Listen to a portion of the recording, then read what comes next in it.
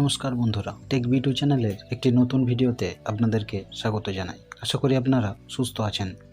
আজ আমি দেখাবো লেড অ্যাসিড সেল ব্যবহার করা হয়েছে এমন একটি টর্চ লাইট রিপেয়ার করে। এই লাইটগুলো সাধারণত রিচার্জেবল। এই লাইটগুলোতে বেশিরভাগ ক্ষেত্রে ব্যবহার করা হয় 4 ভোল্ট 500 মিলিঅ্যাম্প অথবা 1 অ্যাম্পের ব্যাটারি।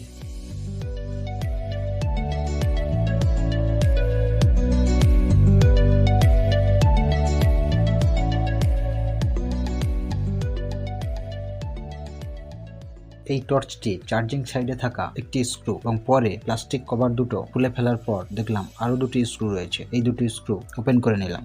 টর্চ লাইটটি পুরোপুরি ওপেন করার পর দেখলাম এর ভিতরে একটি ছোট্ট লেড অ্যাসিড ব্যাটারি রয়েছে। এই ব্যাটারিটি 4 ভোল্ট 500 মিলি অ্যাম্পের একটি ব্যাটারি। মাল্টিমিটার দিয়ে এই ব্যাটারিটির বর্তমান ভোল্টেজ মেপে দেখলাম এটিতে 2.20 কাছাকাছি ভোল্টেজ রয়েছে, অর্থাৎ ব্যাটারিটিতে অনেক কম ভোল্টেজ রয়েছে। এই কারণেই এলইডি গুলো জ্বলছে না। আসলে এই লাইটটির এসি ইনপুট সেকশনেই সমস্যা ছিল। এই লাইটটিতে ব্যবহৃত স্লাইডিং জ্যাকটি দুটি পাতের সঙ্গে ঠিকঠাক মতো কানেক্ট না হওয়ার কারণে লাইট এসি ঠিকঠাক মতো ইনপুট হচ্ছিল না এবং যার ফলে ব্যাটারিটি চার্জ হচ্ছিল না। এখন একটি 5 ভোল্ট 1 অ্যাম্পিয়ার অ্যাডাপ্টার দিয়ে এই ব্যাটারিটিকে বাইরে থেকে চার্জ করে দেখব এটিতে ঠিকঠাক মতো চার্জ স্টোর হচ্ছে কিনা। এর সার্কিট ডায়াগ্রামটি দেখে নেওয়া যাক।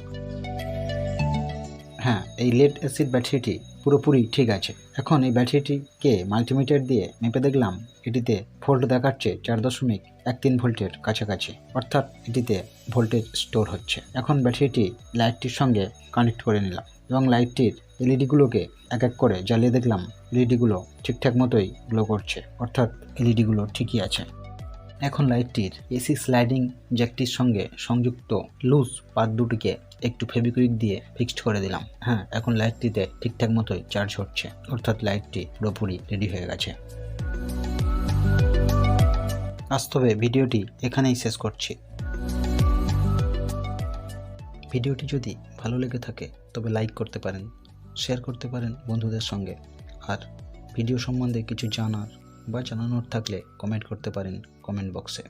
আর ভিডিওটি অপছন্দ হলে ডিসলাইক বাটনটি তো রয়েছে। এই ধরনের তথ্যমূলক ভিডিও পেতে আমার চ্যানেলটি সাবস্ক্রাইব করতে পারেন, এতে আমি উৎসাহিত হব। এতক্ষণ ধরে ভিডিওটি দেখার জন্য অসংখ্য ধন্যবাদ।